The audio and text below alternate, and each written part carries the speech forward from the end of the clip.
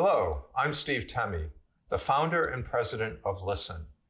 Today I'm going to introduce our newest measurement algorithm, Enhanced Loose Particle Detection, or eLP.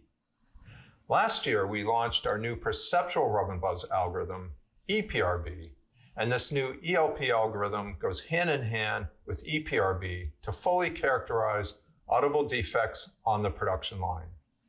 As some of you probably know, perceptual measurements are Listen's area of expertise, and one of my missions is specifically to make it possible to correlate automated measurements with what you can hear. Although this new method is not a perceptual algorithm as such, it's very easy to compare graphical results with audibility for a better understanding of the measurement. In this short product launch, I'm going to first start with a little background on loose particles or transient distortion and why it's important to measure. I'll talk a little about prior measurement methods, both from Listen and others. Next, I will walk you through our new algorithm and explain how it works. Finally, I'll demonstrate some results, and we'll have time for any questions at the end.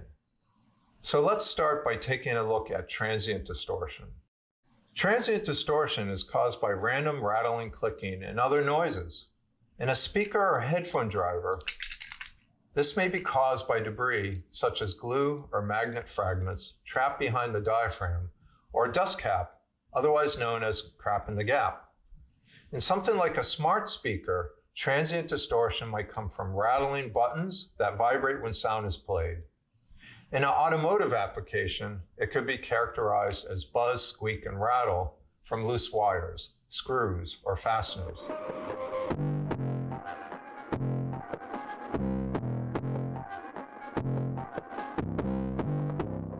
Whatever the cause, it's usually introduced at the manufacturing stage rather than by design, and of course, it makes the device sound bad. So any product with transient distortion should be identified and rejected. Let's listen to an example. I'll play you a speaker with loose particle distortion here.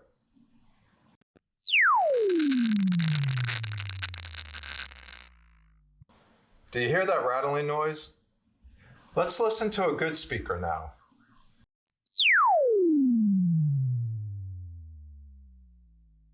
And now the bad one again.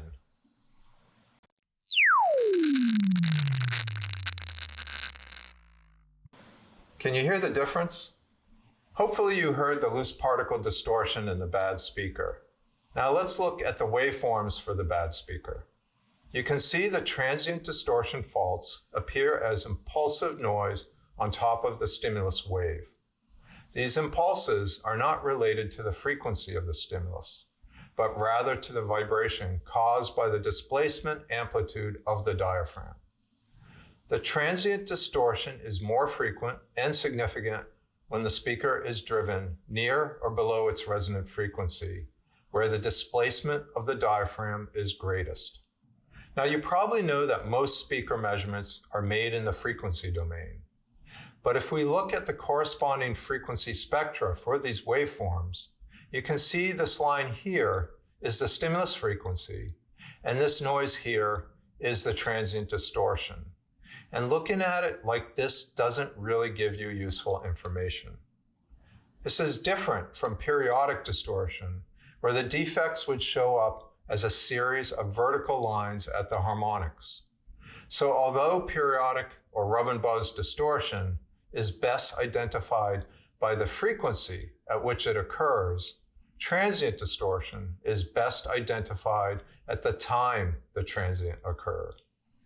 There are measurement methods that actually measure loose particles and periodic distortion together, but we recommend measuring them separately as they are caused by completely different mechanisms. Before I jump into the details of the new algorithm, let me give you a bit of background as to the current state of the art. There are two methods commonly used for transient distortion measurements today. The first is our 2004 loose particle algorithm. We first introduced the concept of using time analysis to measure transient distortion at an AES conference back in 2003, and this was refined and introduced into the SoundCheck software in 2004. This early model used a time envelope analysis method, which is widely used for detecting faulty bearings and gears in the machine industry.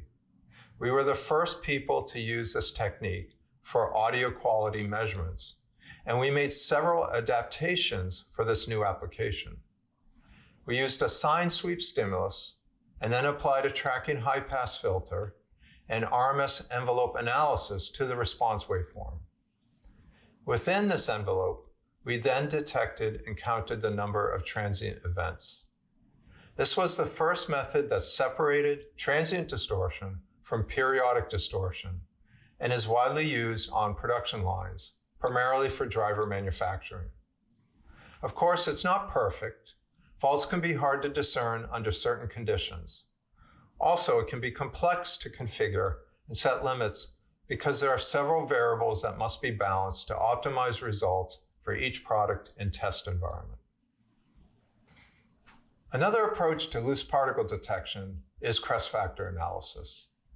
This method uses a tracking high-pass filter and examines the peak to RMS ratio, or crest factor, of the waveform. Sine waves have a low crest factor of 1.41, but transients typically have a crest factor greater than 10, so this makes them easy to spot.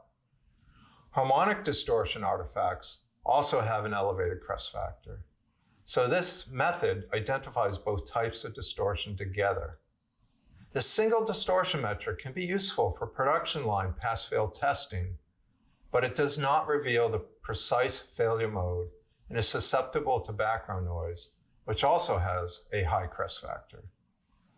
This is important as transient and periodic distortion are caused by very different mechanisms.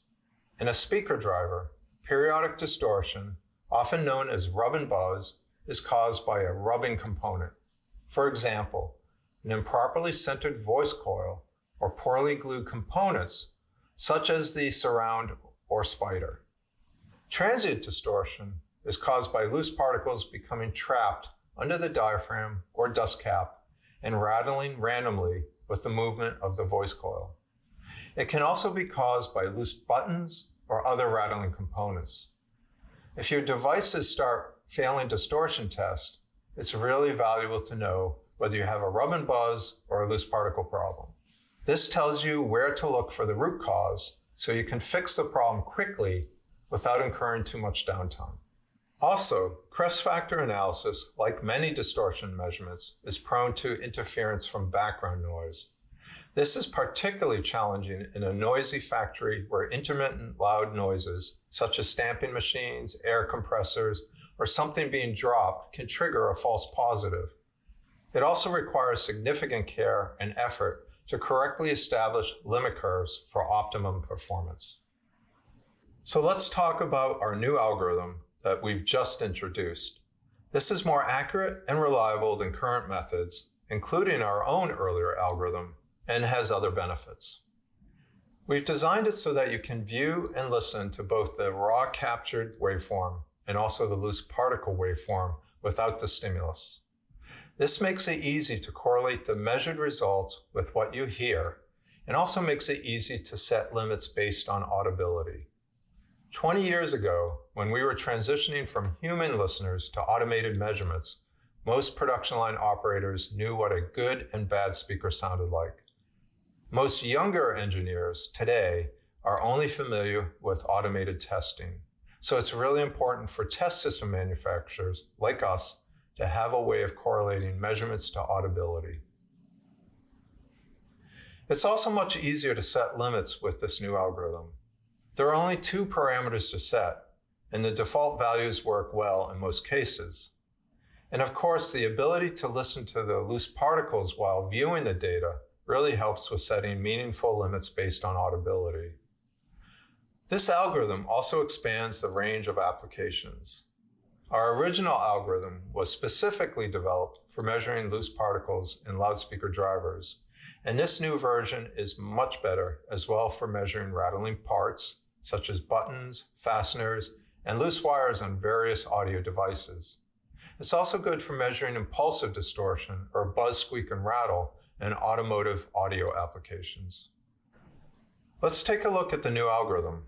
The basic time envelope analysis method is similar to our old algorithm, but rather than filtering and counting transients, additional analysis is applied to measure the prominence or impulsiveness of the detected artifacts.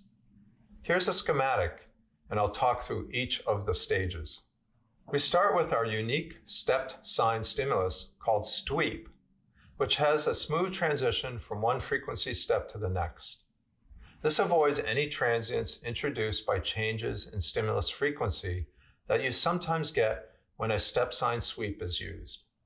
Since this is the same stimulus we generally use for other end-of-line tests, we can measure loose particles alongside other metrics with no increase in test time.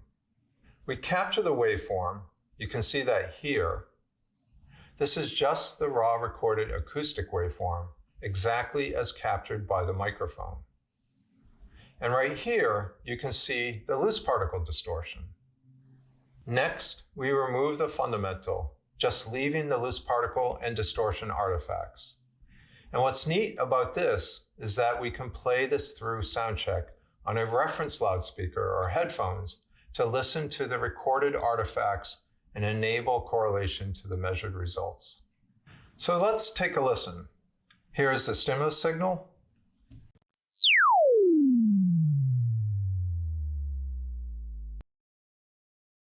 Now here's the response signal.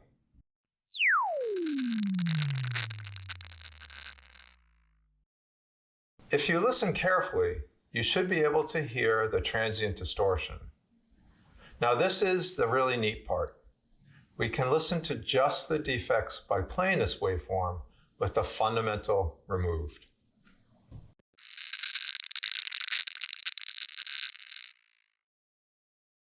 So now we know exactly what loose particles and distortion sound like. This is really useful for a couple of reasons. Firstly, it really helps understand what distortion sounds like, and it helps correlate algorithm results to audibility. But perhaps more importantly, it enables you to set meaningful limits based on defect audibility. Okay, let's go back to our schematic. Next, we're going to apply an envelope analysis, and this results in a time domain measurement showing the energy in the recorded waveform plotted against time. You can see the transient defects as these random bursts of energy. Now we calculate the prominence of each peak. Let's talk about this for a minute because this is what's really new in this algorithm. Here's Rahul, our DSP engineer, to explain. Prominence is an established mathematical concept used in other branches of science, most commonly topography, and we believe we are the first to apply this concept to audio measurements. In a topographic context, prominence describes the elevation of a summit relative to its surrounding terrain. This differs from its overall elevation, which measures the height of the summit above sea level. Our research determined that the prominence of a peak in the waveform, calculated by comparing the magnitude of a peak relative to the surrounding minimums, reflects the impulsiveness of the distortion artifact more accurately than the absolute magnitude of the peaks. So in this algorithm, we calculate the prominence of each event in the time envelope, which results in a numerical magnitude for each. We then set a prominence threshold. That's the level above which the event will be counted as a transient artifact. You can see this threshold here as a red line on the graph, and we have also highlighted the events above the threshold in red. In our evaluation, we identified a threshold of around 10 dB as a good starting point. This may vary depending on exactly what device is being measured and the acceptable tolerance for the product. And remember, to help with setting limits, you can play back the artifact waveform to correlate the prominence level with audibility. In the last stage of the algorithm, we count the number of events that exceed the threshold over the measurement duration. This gives us a numerical output that we use to set a pass-fail limit. This helps us eliminate false positives due to transient background noises. Typically, factory background noise events only occur once or twice during a quick measurement, whereas many loose particle transients will occur during the same time frame. So we can set the event count minimum to exclude infrequent transient background noise events to get reliable results under a variety of conditions. So that's how it works. Let's just summarize the benefits. Number one, it differentiates random transient distortion from periodic harmonic distortion, and this helps you troubleshoot production line issues quickly with minimal downtime. Number two, limit setting is straightforward. The measured metric is a loose particle count in a given time frame, so it's a simple numerical limit rather than a curve, and of course, it's not frequency dependent. You can also listen to the loose particle waveform to ensure that your threshold limit correlates to audibility. Number three, false positives due to background noises are minimized because the algorithm relies on a cumulative event count rather than a single event triggering a fail. Let's now take a look at some typical results for a good speaker and one with loose particle defects. This is my good speaker. Let's take a listen.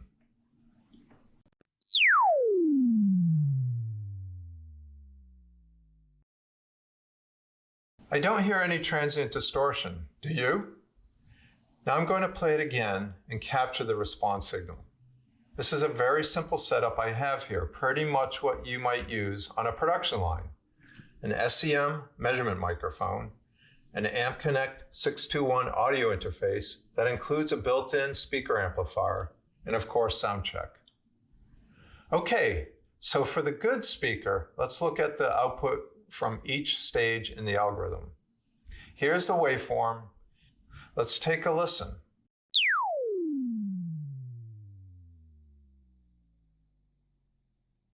And here it is with the fundamental removed.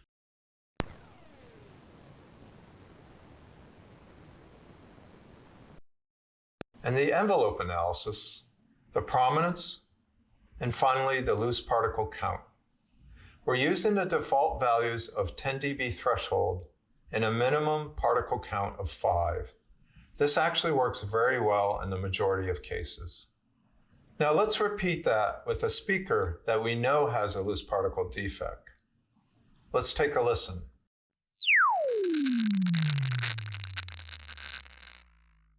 Can you hear the distortion?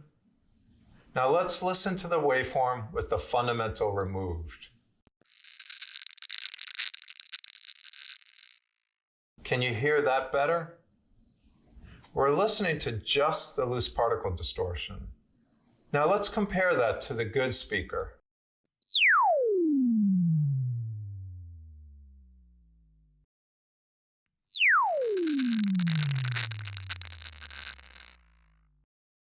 You can see that makes it quite easy to hear the difference. Now let's look at the envelope analysis. You can see much more activity here with this bad speaker than with the good speaker. And finally, the prominence. You can see these large spikes here correlate to the most obvious transients. And you can see the loose particle count is much higher than in the good speaker. So there we have it. This new transient distortion method, known as the enhanced loose particle algorithm, significantly improves the accuracy and reliability of transient distortion detection. It measures transient distortion separately from harmonic distortion. It is more accurate than Listen's earlier algorithm, and it minimizes the risk of false positives due to background noise that is inherent with other measurement techniques. It's also easier to set limits than other methods. It works well in applications beyond driver testing, such as buzz, squeak, and rattle in cars, and rattling components in audio devices. Lastly, the way that you can play back just the loose particle recording and compare it to the visual representation clearly demonstrates the correlation between measurement results and audibility. This helps not only with setting limits, but also better understanding distortion measurements.